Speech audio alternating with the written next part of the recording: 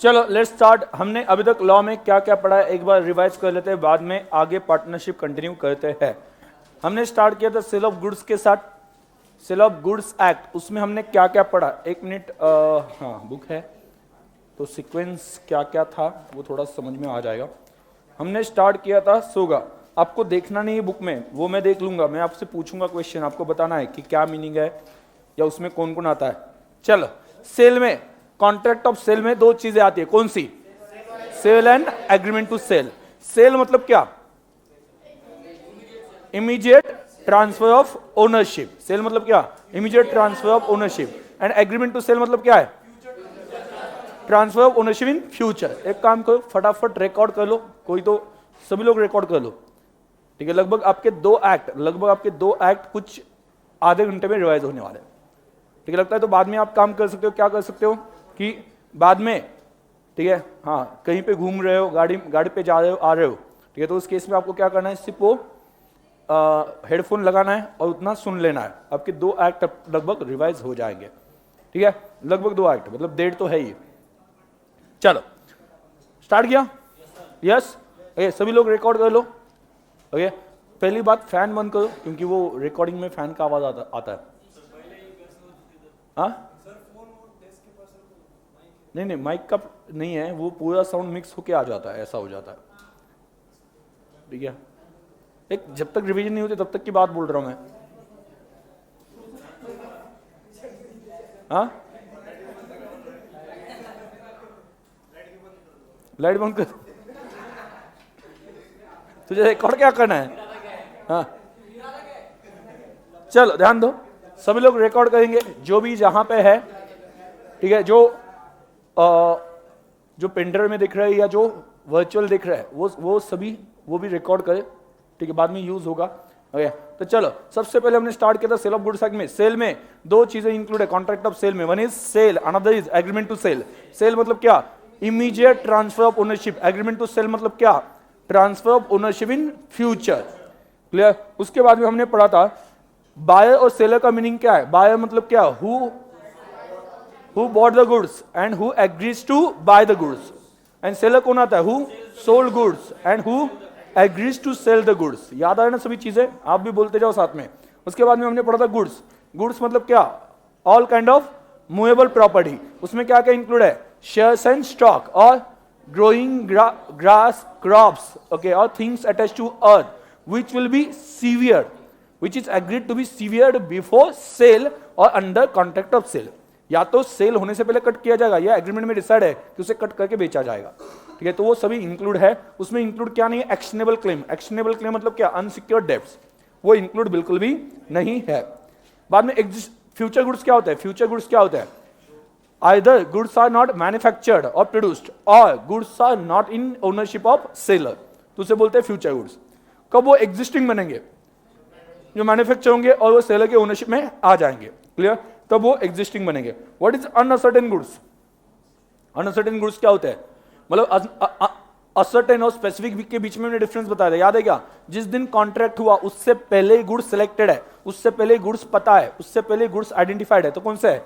Specific. अगर contract जब बना उस दिन गुड्स आइडेंटिफाइड नहीं है तो उस केस में अनअसर्टेन, और कॉन्ट्रैक्ट बनने के बाद में हमने सिलेक्ट किया, अप्रोप्रिएशन किया, तो असर्टेन। समझ आ गया? असर्टेन। अभी आप मुझे एक बात बता देना, अगर कॉन्ट्रैक्ट जिस दिन बना उस दिन, ध्यान दो, कॉन्ट्रैक्ट जिस दिन बना उस दिन सिलेक्शन नहीं हुआ, इसका मतलब क्या? अनअसर्टेन। और अनअसर्टेन गुड्स में सेल हो सकता है या अनअसर्टेन, सॉरी, सेल हो सकता है या एग्रीमेंट टू सेल हो सकता है? Agreement to sale. क्या हो सकता है? Agreement to sale. तो गुड्स सिलेक्टेड होने ही चाहिए। उसके बाद में हमने देखा था फ्यूचर गुड्स हो गया, कंटिंजेंट गुड्स। कंटिंजेंट गुड्स क्या होते हैं? ये भी एक तरह से फ्यूचर गुड्स है कि डिपेंड्स ऑन हैपनिंग और non happening of future event. मतलब फ्यूचर में वो शायद से गुड्स आ भी सकते हैं या डिपेंड करता है कुछ चीजों के ऊपर। बाद में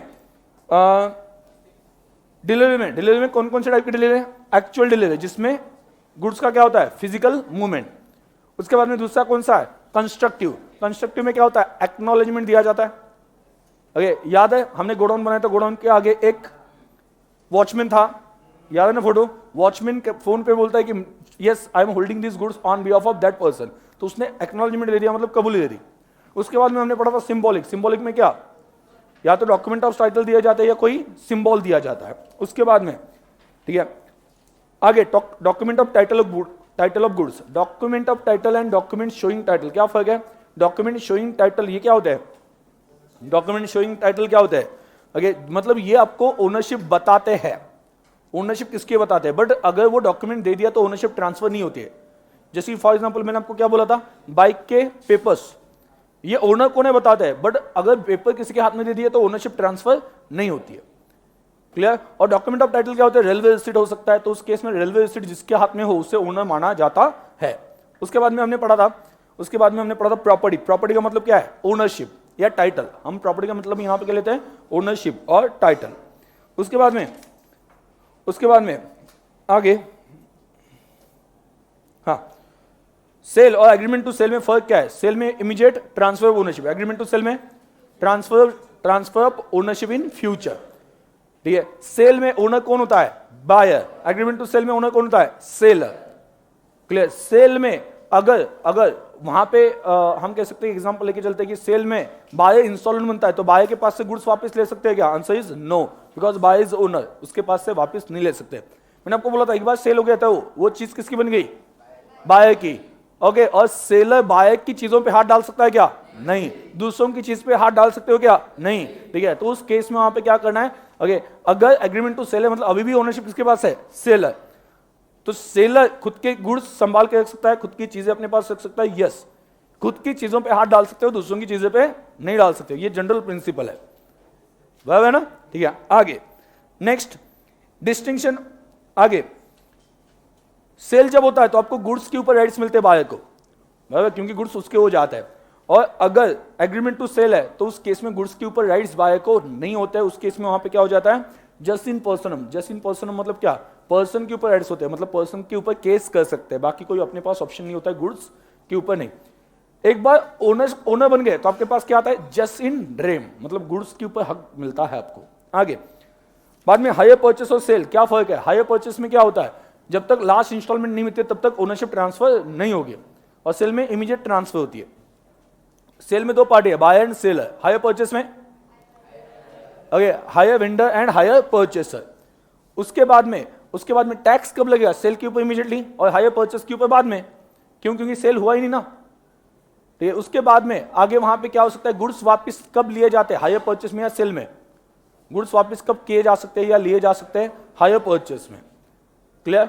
बराबर। आगे उसके बाद में हमने पढ़ा था सेल एंड बेलमेंट। बेलमेंट में क्या होता है? गुड्स का पोजीशन देना स्पेसिफिक पर्पस के लिए, और जब पर्पस कंप्लीट होगा तब पोजीशन वापस लिया जाएगा।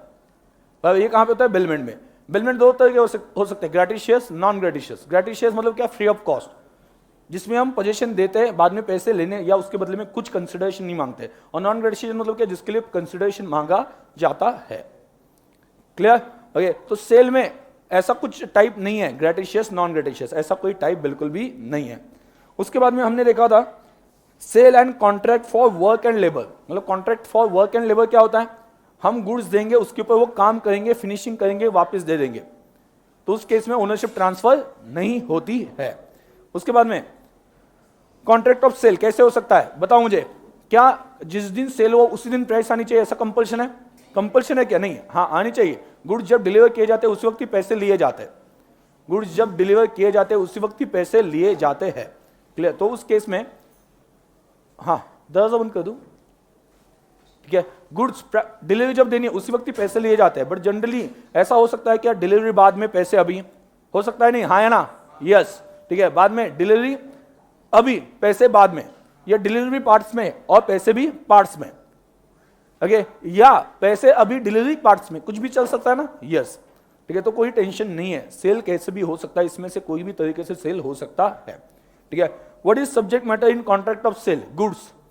गुड्स ये मेन थिंग है जिसके लिए वहां पे कॉन्ट्रैक्ट बनना चाहिए। बाद में बदले में क्या मिलना चाहिए? बदले में क्या मिलना चाहिए? पैसे मिलने चाहिए। अभी गुड्स पेश होते हैं, ध्यान दो, गुड्स पेश होते हैं सेल होने से पहले। गुड्स खराब होते हैं सेल होने से पहले, किसकी रिस्पॉन्सिबिलिटी है? सेलर। और गुड्स पेश होते हैं सेल होने के बाद, बायर की रिस्पॉन्सिबिलिटी। ठीक है, अभी एग्रीमेंट टू सेल है तो किसकी रिस्पॉन्सिबिलिटी है? गुड्स पेश हो गए, सेलर, बराबर, क्योंकि सेल नहीं हुआ है। आगे उसके बाद में हमने पढ़ा था कि प्राइस डिसाइड होनी चाहिए नहीं होनी चाहिए सेल की? यस। प्राइस डिसाइड होनी चाहिए, डेफिनेटली डिसाइड होनी चाहिए। अगर प्राइस डिसाइडेड नहीं तो दूसरा तरीका क्या है, यू कैन अपॉइंट वैल्यूअर, या एग्रीमेंट में लिख सकते हो कि प्राइस कैसे डिसाइड हो सकती है, या थर्ड पर्सन की तरफ से भी डिसाइड हो सकती है।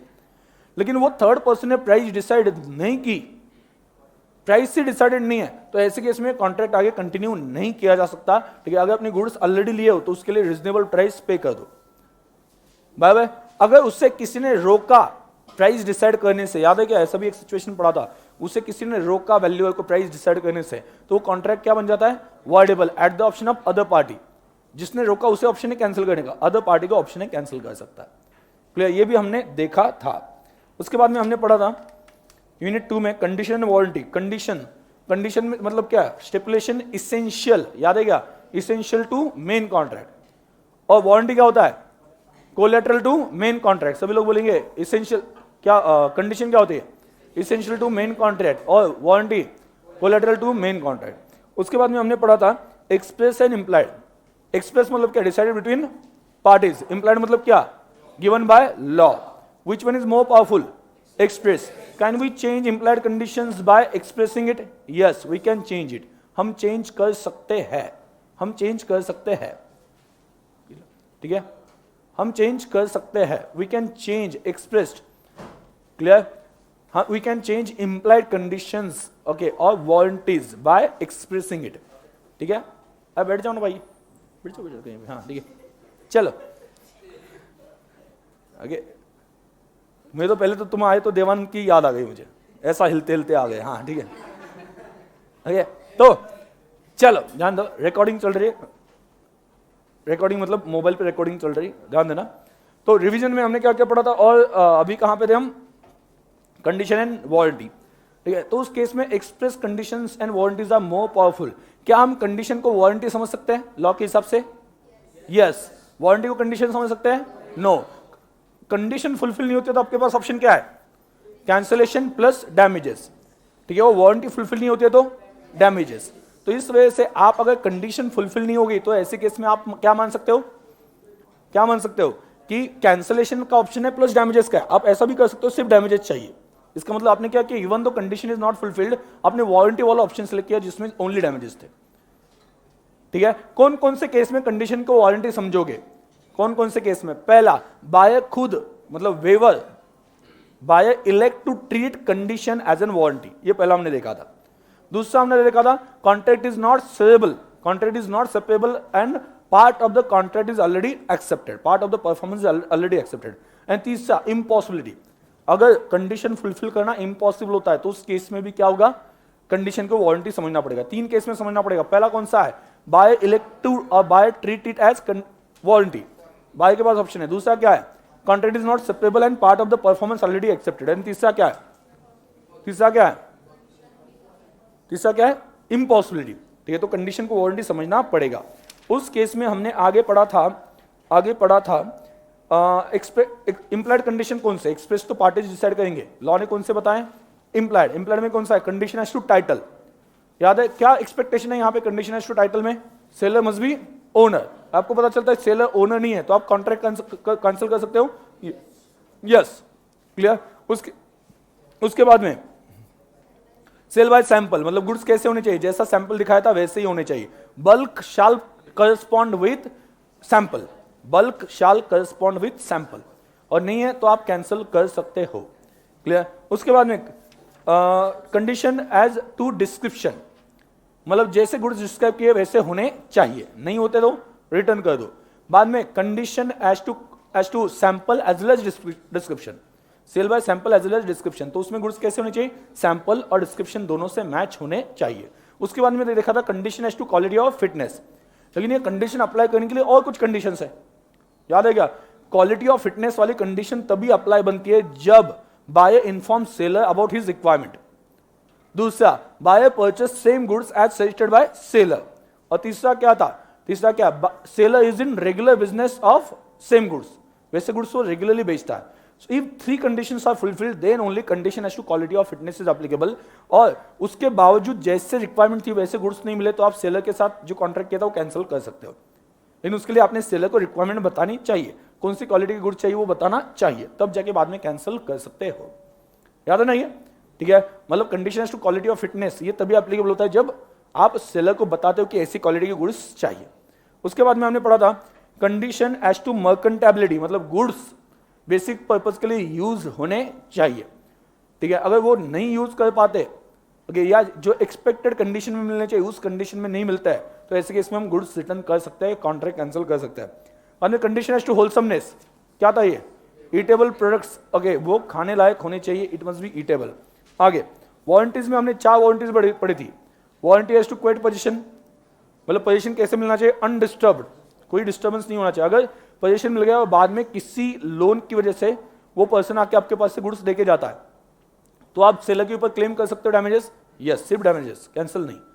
बाद में क्या, अगे warranty as to warranty for non existence of encumbrance, उसके ऊपर कोई लोन चार्ज नहीं होना चाहिए, ठीक है। अगर आपको बाद में पता चलता है कि उसके ऊपर लोन है तो ऐसे केस में आप डैमेजेस मांग सकते हो, क्लियर। अगर उसने खुद बता के कि नहीं इसके ऊपर लोन है और बेचता है, आपको बता के बेचता है, तो ऐसे केस में आप डैमेजेस मांग सकते हो क्या, नहीं मांग सकते। उसके आगे हमने पढ़ा था warranty as to quality of fitness, okay, quality of fitness by usage of trade, मतलब मैंने आपको एक एग्जांपल बताया था, कार तो चल रही लेकिन बाकी लोगों को 15 का माइलेज मिल रहा है, आपको सिर्फ 8 या 9 का माइलेज मिल रहा है, तो मतलब यूसेज ऑफ ट्रेड जनरली उसका जो यूज होता है उसकी तरह से हमें वो उसका यूज करना पॉसिबल नहीं हो रहा है, तो उस केस में आप डैमेजेस मांग सकते हो, कैंसिल नहीं कर सकते। आगे, और disclosure of dangerous nature of goods, goods dangerous nature के हो तो डिस्क्लोज करने, तो वारंटी में कौन सा है, warranty as to quiet possession, दूसरा क्या है, नॉन एग्जिस्टेंस ऑफ इनकमरेंस, तीसरा क्या है, condition warranty as to quality of fitness with और by usage of trade, and last one क्या, disclosure of dangerous nature of goods. बाद में हमने पढ़ा था कैविट एम्प्टर, कैविट एम्प्टर क्या है, let the buyer beware, goods select करना काम किसका है, बायर का। क्या सेलर खुद रिस्पॉन्सिबल है कि डिफेक्ट निकाल के बता दे, नहीं, तो सेलर उसके लिए रिस्पॉन्सिबल नहीं है, तो जो भी सिलेक्शन होता है उसके लिए कौन रिस्पॉन्सिबल है, बायर। तो बायर ने गलत सिलेक्ट किए तो बाद में वो सेलर के ऊपर क्लेम कर सकता है, कैंसिल कर सकता है, नहीं कर सकता, लेकिन ये पॉसिबल है, कब ये पॉसिबल है, ठीक है। पहला सेल बाय सैंपल था, तो जैसे सैंपल दिखाया था वैसे गुड्स नहीं भेजे, कौन रिस्पॉन्सिबल है, सेलर। जनरली सिलेक्शन के लिए बायर रिस्पॉन्सिबल होता है, लेकिन बायर ने एक गुड्स सिलेक्ट किया और बोला कि ऐसे गुड्स 50 भेज दो, और सेलर ने 50 गुड्स भेजे नहीं, तो ऐसे केस में सेलर रिस्पॉन्सिबल है, उस केस में बायर कॉन्ट्रैक्ट कैंसिल कर सकता है। सेल बाय सैंपल में सेलर रिस्पॉन्सिबल है, जनरली बायर, बट कब कब सेलर रिस्पॉन्सिबल है ये मैं बोल रहा हूं। पहले बताना कैविट एम्प्टर में कौन रिस्पॉन्सिबल है सिलेक्शन के लिए, बायर, और उसके एक्सेप्शंस क्या कहते हैं, sale by sample, sale by description, sale by sample as well as description, okay, condition as to quality of fitness, हमने बताया था कैसे गुड्स चाहिए लेकिन वैसे गुड्स नहीं दिए। बाद में गुड्स परचेस अंडर पेटेंट और ट्रेडमार्क, ठीक है, बाद में वहां पे सेलर को पता था डिफेक्टिव गुड्स है फिर भी उसने बेचे, क्लियर। ये कुछ केसेस में क्या होता है कि हम सेलर को रिस्पॉन्सिबल मान सकते हैं, तो उसमें क्या क्या आता है, इसमें क्या क्या आता है, goods purchase under patent, goods by description, goods of merchantable quality, मतलब गुड्स लिए लेकिन वो बेसिक पर्पस के लिए भी नहीं चल रहा है, तो उस केस में क्या होगा कि ये मर्केंटेबल क्वालिटी के गुड्स नहीं वापस कर सकते। Sale by sample as well as description, और बाद में सेलर एक्टिवली कंसील डिफेक्ट और गिल्टी ऑफ फ्रॉड, उसने फ्रॉड किया तो भी वापस करना पड़ेगा। आगे, transfer of ownership and delivery of goods, transfer of ownership and delivery of goods, ownership कब ट्रांसफर होती है, पहले बोलो, फ्यूचर गुड्स है, बोलो फ्यूचर गुड्स क्या बनेंगे, पहले एग्जिस्टिंग, मीनिंग देखा है हमने स्टार्टिंग में, एग्जिस्टिंग गुड्स अगर अनसर्टेन हो तो उसका क्या होगा, एप्रोप्रिएशन, एप्रोप्रिएशन कैसे होगा, seller with consent of buyer, buyer with consent of seller, अगर अपने कैरियर के पास गुड्स दे दिए तो भी एप्रोप्रिएशन हो गया ऐसा माना जाता है, ठीक है। उसके बाद में एप्रोप्रिएशन हो गया, ये गुड्स क्या बन गया, असर्टेन, और पहले से सिलेक्टेड हो तो स्पेसिफिक, ये गुड्स का क्या करना है, डिलीवरेबल स्टेट में रखना है, डिलीवरेबल स्टेट में रखना है। डिलीवरेबल स्टेट में मतलब क्या, ऐसी कंडीशन में जिससे बायर वो लेके जाए, कुछ गुड्स को डिलीवरेबल स्टेट में रखने की जरूरत नहीं होती है। And notice to buyer, ownership किसे मिल गई, बायर को, तो इसमें अलग अलग सिचुएशन पूछे जाते हैं। अगर गुड्स असर्टेन हो तो ओनरशिप कैसे ट्रांसफर होगी, आप आगे का बताओगे कैसे, गुड्स असर्टेन हो तो ओनरशिप कब ट्रांसफर होगी, क्या, या गुड्स स्पेसिफिक हो तो ओनरशिप कब ट्रांसफर होगी, if goods are in deliverable state, ठीक है, then it can be transferred immediately, but if goods are not in deliverable state, पहले डिलीवरेबल स्टेट में लाना पड़ेगा notice to buyer, then ownership transfer हो जाएगी। उसके बाद में हमने पढ़ा था कंडीशनल सेल, याद है, कंडीशनल सेल में एक तो ये प्रोसीजर भी कंप्लीट करनी पड़ती है और दूसरा क्या कंप्लीट करना पड़ता है, कंडीशन भी। अगर प्रोसीजर कंप्लीट की मतलब गुड्स सिलेक्टेड है, कंडीशन ये कि पैसे पहले देने हैं, गुड्स सिलेक्टेड है बट पैसे नहीं आए, ओनरशिप ट्रांसफर होगी नहीं, पैसे आए लेकिन गुड्स सिलेक्टेड नहीं, ओनरशिप ट्रांसफर होगी नहीं, तो उस केस में क्या करना पड़ता है, दोनों कंडीशन पूरे करने पड़ते हैं। कौन से दोनों, दोनों कौन से, क्या रेगुलर प्रोसीजर और कंडीशन, दोनों सेटिस्फाई करना पड़ता है। उसके बाद में हमने देखा था, मतलब ये जो मैंने कंडीशनल सेल बताया था उसका example sale for cash only और रिटर्न, मतलब कैश मिलेगी तभी सेल होगा। अभी मैंने एग्जांपल वही बता दिया, उसे सेल फॉर कैश और रिटर्न बोलते हैं। Goods Saint on approval basis, उसमें अप्रूवल बेसिस पे गुड्स भेजे तो वो कब सेल होता है, एक तो अप्रूवल दिया, दूसरा रीजनेबल टाइम पे वापस नहीं किए गुड्स, अप्रूवल नहीं दिया और वापस भी नहीं किए, और तीसरा buyer did the act which is inconsistent with the ownership of seller, ऐसा कुछ तो भी किया गुड्स के साथ, याद है ना, ठीक है, जो सेलर के ओनरशिप के साथ या उसके अगेंस्ट जाता हो। क्लियर, तो ये हमने पढ़ा था। उसके बाद में हमने पढ़ा था रिस्क कब ट्रांसफर होती है, रिस्क कब ट्रांसफर होती है।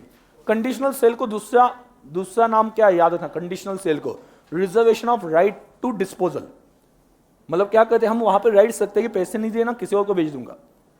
कंडीशनल सेल को दूसरा नाम क्या है, reservation of right of disposal, हम राइट्स अपने पास सकते हैं कि कल पैसे नहीं मिले तो किसी और को भेज देंगे। आगे रिस्क किसके साथ ट्रांसफर होती है, ओनरशिप, तू तिथे मी, ऐसा कौन बोल रहा है, ओनरशिप नहीं रिस्क बोल रही है ऐसे, हाँ ठीक है। सो रिस्क फॉलोज ओनरशिप, तो रिस्क ओनरशिप के साथ ट्रांसफर हो जाती है।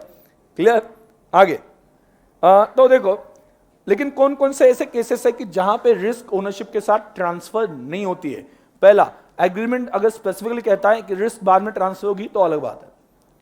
क्लियर, दूसरा क्या, निग्लिजेंस, किसी के निग्लिजेंस की वजह से लॉस होता है तो जिसकी वजह से लॉस हुआ वो रिस्पॉन्सिबल, भले वो ओनर है या नहीं है। एंड तीसरा क्या, if bailee cannot what we can say, bailee unable to fulfil और फॉलो ड्यूटीज ऑफ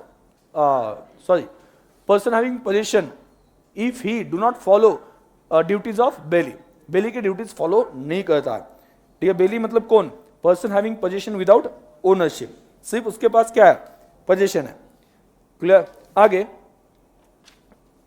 नेक्स्ट हमने आगे पढ़ा था sale by owner, transfer title, who can transfer title, उसके लिए क्या था, nemo dat quod non habet, right, मतलब क्या, no one can give what he has not got, मतलब जिसके पास वो नहीं है वो नहीं दे सकता, हाँ जिसके पास वो नहीं, जिसके पास वो नहीं मतलब क्या नहीं है, हाँ जिसके पास ओनरशिप नहीं वो ओनरशिप नहीं दे सकता, जिसके पास डिफेक्टिव ओनरशिप है वो डिफेक्टिव ओनरशिप ही दे सकता है, जिसके पास सिर्फ पोजीशन है वो पोजीशन ही दे सकता है, जिसके पास सिर्फ पोजीशन है उससे आप एक्सपेक्ट नहीं कर सकते वो ओनरशिप भी दे सकता है। समझ आ गया, ये हमने उसमें पढ़ा था। ऐसे केसेस भी आगे पढ़े थे कि जिसमें एक्सेप्शन है, एक्सेप्शन क्या, even though he is not having ownership but still he can transfer ownership. ऐसे कौन कौन से केसेस थे, मर्केंटाइल एजेंट, लेकिन उसके लिए भी कुछ कंडीशन थे, उसके पास पोजीशन कंसेंट से होना चाहिए और गुड फेथ में परचेस करना चाहिए। उसके बाद में दूसरा कौन सा था, जॉइंट ओनर, जॉइंट ओनर के में से किसी एक ओनर ने भेज दिया दूसरे की परमिशन बिना, उसके पास गुड्स कंसेंट से थे, और दूसरा क्या, गुड फेथ में परचेस किए। तीसरा क्या था, sale by person in position under voidable contract. अब ये वॉर्डेबल कॉन्ट्रैक्ट में आपके पास गुड्स आ गए, ये कब सेल होने चाहिए, कॉन्ट्रैक्ट कैंसिल होने से पहले या बाद में, कैंसिल होने से पहले, तब जाके आगे का सेल वैलिड बनता है। कॉन्ट्रैक्ट कैंसिल हो गया तो गुड्स वापस करने चाहिए जिसके थे उसके। आगे sale by one who has already sold, मतलब sale by seller having position after sale, मतलब सेल होने के बाद में सेलर के पास पोजीशन है, मतलब ओनरशिप किसकी है, बायर की, गुड्स किसके पास है, सेलर के पास। उसके बाद में हमने आगे पढ़ा था sale by buyer obtaining possession before property in the goods has vested in him. इसका मतलब क्या है, sale by buyer having possession before sale, sale होने से पहले उसके पास पोजीशन था, उसने किसी और को बेच दिया। सेल ऑन अप्रूवल बेसिस पे हमने देखा है कि पहले गुड्स देखने के लिए आपने किसी और को बेच दिए, तो हम ये मानेंगे कि आपको गुड्स सेल हो चुके हैं। आगे इफेक्ट ऑफ स्टॉपल, स्टॉपल मतलब क्या होता है, स्टॉप फ्रॉम डिनाइंग, किसको स्टॉप किया जाता है डिनाई करने से, सेलर या ओनर को पता था गुड्स सेल हो रहे, उस वक्त उसने कोई ऑब्जेक्शन नहीं लिया, तो ऐसे केस में क्या समझा जाता है कि ये सेल प्रॉपर्ली आगे कंप्लीट हो गया, बाद में वो मना नहीं कर सकता। सेल बाय अनपेड सेलर, ये भी हमने पढ़ लिया, अनपेड सेलर गुड्स बेच सकता है बाद में। Official assignee, finder of loss goods, ठीक है ये भी, और पॉनिंग, याद है ना, पॉनी कब होता है, हाँ प्लेज, प्लेज में जिसके पास गुड्स है उसको अगर टाइम पे पैसे नहीं मिले वो आगे गुड्स बेच सकता है। बाद में डिलीवरी, गुड्स डिलीवर करना मतलब क्या, voluntary transfer of position, voluntary transfer of position. देखो पार्ट डिलीवरी लेना आपके ऊपर कंपल्शन है क्या, पार्ट डिलीवरी, मतलब मैंने आपको पिज्जा का एग्जांपल दिया था, 10 पिज्जा है उसमें से 3 पिज्जा अभी देता हूं, कल 7 देता हूं, ठीक है, तो उस केस में आप एक्सेप्ट नहीं करोगे। लेकिन if that part delivery is made to complete और टू मेक होल डिलीवरी, मतलब अभी 6 आ रहे, दूसरा पर्सन 4 लेके आ रहा है, तो उस केस में आप कैंसिल कर सकते हो लेने से, नहीं, उस वक्त लेना पड़ेगा कि अभी जो पार्ट डिलीवरी वो सिर्फ कंप्लीट करने के लिए, मतलब जो 2 इंस्टॉलमेंट्स में देंगे अभी इमीडिएटली, तो उस केस में लेना पड़ेगा। बाद में किसका रिस्पॉन्सिबिलिटी है डिलीवरी लेना या देना क्या है, बाय, कौन खर्च करेगा, बाय, लेकिन एग्रीमेंट में डिसाइड हो तो सेलर भी खर्च कर सकता है। कहां पे डिलीवर करने गुड्स, कहां पे गुड्स डिलीवर करने हैं, सेलर का काम है वो कहां पे लाकर रखेगा, जहां पे एग्रीमेंट हो गई, और वहां से आगे लेके जाने का काम किसका है, बायर का। टाइम ऑफ डिलीवरी कितने टाइम में, रीजनेबल टाइम में, दिन में कौन से टाइम में, रात के 12 बजे नहीं, कब, 9 to 6 कह सकते हैं, मतलब रेगुलर आवर्स में, क्लियर। आगे अभी रीजनेबल आवर्स में मतलब डेली रीजनेबल आवर्स में मतलब साधारण 9 to 6 के बीच में हम मान सकते हैं। आगे हाँ, goods in position of third party, third party की पोजीशन में अगर गुड्स हो, ठीक है, तो वो कैसे ट्रांसफर हो सकता है, एक्नॉलेजमेंट, वो कैसे ट्रांसफर हो सकता है, एक्नॉलेजमेंट में। टाइम फॉर, ये भी देख लिया। एक्सपेंसेस फॉर डिलीवरी, कौन करेगा खर्च, बायर। उसके बाद में delivery of wrong quantity, wrong quantity deliver हो गई तो, रॉन्ग क्वांटिटी डिलीवर हो गई तो क्या एक्सेप्ट करना कंपल्शन नहीं है, रिजेक्ट किए जा सकते हैं। उसके बाद में वापस लेके जाना काम किसका है, सेलर का। उसके बाद में कैरियर को गुड्स डिलीवर किए तो भी वहां पे क्या समझा जाता है, it is deliver to buyer, ऐसा समझा जाता है, it is deliver to buyer, ठीक है। आगे बायर चेक करके गुड्स ले सकता है क्या, ऐसा no, yes, buyer goods check करके ले सकता है। उसके बाद में आगे हमने पढ़ा था अनपेड सेलर, अनपेड सेलर में कब अनपेड सेलर बन जाता है, होल अमाउंट इज, देखो क्या बताया, whole of the price has not been received, तब वो अनपेड बनता है। ऐसा नहीं बोला कि part of the price, whole price अगर मिली नहीं हो तो अनपेड बन जाता है। अनपेड कब बनता है, वो अनपेड कब बनता है याद रखना, क्रेडिट पीरियड दिया था, अनपेड कब बनता है, क्रेडिट पीरियड एक्सपायर होने के बाद में। चेक किया, बिल्स ऑफ एक्सचेंज दिया था, डिसऑनर होने के बाद में, क्रेडिट पीरियड भी नहीं है, बिल्स ऑफ एक्सचेंज भी नहीं, तो वो अनपेड कब बनता है, इमीडिएटली, जिस दिन सेल हुआ तभी पैसे मिलने चाहिए ना, नहीं मिले तो अनपेड बन जाता है। क्लियर, समझ में आ गया। तो अनपेड बनने के बाद में उसके ऊपर उसके पास 2 राइट्स आते हैं, एक तो right against goods, right against buyer. तो राइट अगेंस्ट गुड्स क्या होता है, राइट अगेंस्ट गुड्स क्या होता है, कौन कौन से, right of lien, right of stoppage in transit, okay, and तीसरा क्या, right of resale. Right of lien कब अवेलेबल है, जब गुड्स सेलर के पास है, वो अनपेड किसी भी वजह से बन गया, किसी भी इंसॉल्वेंसी या क्रेडिट पीरियड एक्सपायर हो गया किसी भी वजह से, तो वो अनपेड कहा जाता है। और वो लीन, लीन का मतलब क्या, he will hold goods till amount is received, ठीक है। राइट ऑफ लीन कब खत्म होता है, जब आपने गुड्स डिलीवर किए या बायर या उसके एजेंट ने लॉफुली पोजीशन ले लिया, और तीसरा क्या था, आपने खुद होके वेव, वेव मतलब क्या, छोड़ दिया, क्लियर। तो ऐसी केस में आपको राइट ऑफ लीन आपके पास अवेलेबल नहीं होगा। मान लीजिए right of stoppage in transit, ये कब होता है, only buyer become insolvent during the transit. Transit कब से कब तक, गुड्स भेजा तब से गुड्स एक्सेप्ट करने तक। मैंने ये भी बताया था कि बायर जो है, ओके, वो बायर को एक्नॉलेजमेंट दे दिया, किसने, डिलीवरी वाला जो पर्सन है उसने एक्नॉलेजमेंट दे दिया, वो उसके साथ खड़ा हुआ है, ठीक है। बायर बोलता है कि 1 किलोमीटर आगे गुड्स पहुंचा दो, तो गुड्स डिलीवर हुए या नहीं हुए, यस हो गए, ये भी हमने देखा था। और उसने कैंसिल कर दिया तो गुड्स अभी भी ट्रांजिट में आप स्टॉप कर सकते हो, क्लियर। उसके बाद में हमने पढ़ा था right of resale, perishable goods हो तो नोटिस देने की जरूरत पड़ती है क्या, नहीं, और नॉन पेरिशेबल गुड्स हो तो नोटिस देना पड़ता है, नोटिस दे के टाइम दे के पेमेंट नहीं मिला तो बेचने पड़ते हैं।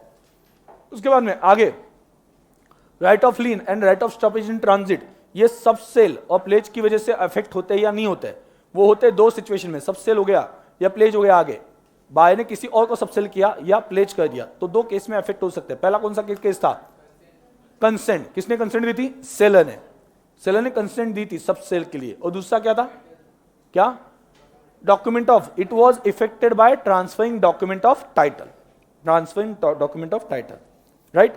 आगे आगे हमने पढ़ा था, हाँ, अनपेड सेलर के राइट्स क्या है, बायर के अगेंस्ट, बायर के अगेंस्ट कौन से राइट्स है, प्राइस मांग सकता है, सूट फॉर प्राइस, बाद में सूट फॉर इंटरेस्ट। इंटरेस्ट भी तभी मिलेगा जब एग्रीमेंट में मेंशन किया हो। आगे क्या, कॉन्ट्रैक्ट कैंसिल कर सकता है, repudiation of contract before due date. आगे क्या है, suit for damages for non acceptance, मतलब बाय ने अगर गुड्स एक्सेप्ट नहीं किए तो उसकी वजह से जो नुकसान हो गया उसके लिए भी पैसे मांग सकता है।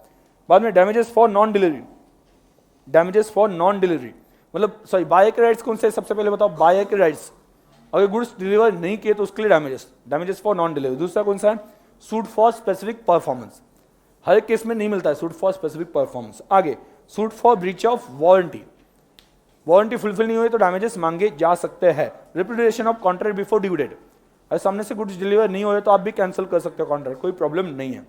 अगेन सूट फॉर इंटरेस्ट, अगर पेमेंट जो दिया था वापस करने में लेट हो जाए तो आप क्या मांग सकते हो, इंटरेस्ट मांग सकते हो। क्लियर, कोई डाउट। आगे ऑक्शन सेल, ऑक्शन सेल क्या होता है, मतलब बिडिंग कब कंप्लीट कैसे होता है, fall of hammer and announcement, her lot का अलग सेल होगा, याद है हर लॉट का अलग सेल होगा। बेसिक प्राइस जिससे बिड स्टार्ट होगी वो क्या कहा जाता है, रिजर्व प्राइस, क्या कहा जाता है, reserve price. Clear. Pretended bidding अगर होती है, प्रिटेंडेड बिडिंग मतलब क्या, सेलर की तरफ से ही कोई पर्सन बैठा हुआ है तो वो बता दो बाकी लोगों को तो चलेगा, लेकिन नहीं बताया तो उसे क्या बोला जाता है, प्रिटेंडेड बिडिंग।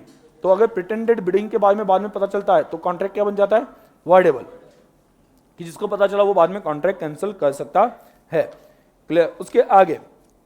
उसके आगे हाँ, टैक्सेस बढ़ जाते हैं या टैक्सेस कम हो जाते हैं बाद में एग्रीमेंट करने के बाद में, तो क्या होगा, टैक्सेस बढ़ गए या कम हो गए तो जो न्यू टैक्सेस है उसके हिसाब से पेमेंट करना पड़ेगा, बाकी कांस्टेंट रहेगा प्राइस, सिर्फ टैक्सेस वहां पे बढ़ा के या कम करके देने पड़ेंगे। क्लियर। आगे पार्टनरशिप एक्ट में हमने क्या क्या पढ़ा था, हाँ यहां तक ऐसा भी कर सकते हो, यहां तक आप सेव कर लो as an sale of goods act, यहां तक स्टॉप करके सेव कर दो as an sale of goods act, revision for sale of goods act.